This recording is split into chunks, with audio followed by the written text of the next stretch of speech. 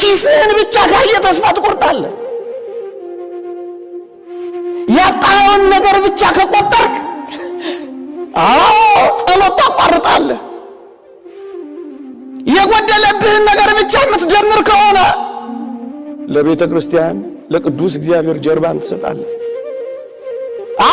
ጥለው የሄዱትን ሰዎች ብቻ የምታይ ከሆነ ልዑል እግዚአብሔርን ትሳደባለህ፣ ታማለህ።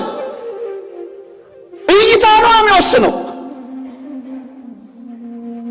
ከጎደለ ይልቅ የበዛብህን ማየት ስትችል ግን ከጠፋው ነገር በላይ የጠፋውን እጥፍ አድርጎ ሊሰጥ የሚችለውን አምላክ ማየት ስትችል ግን ያን ጊዜ ማመስገን ትችላለህ።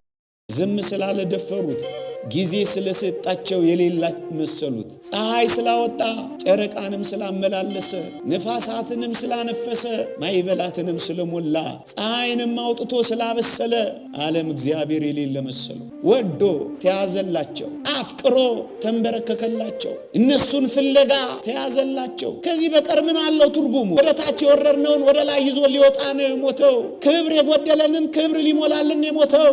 ደም ግባት ያጣነውን ደም ግባታችንን ሊመልስልን የሞተው። ያረጀነውን ሊያድሰን የሞተው።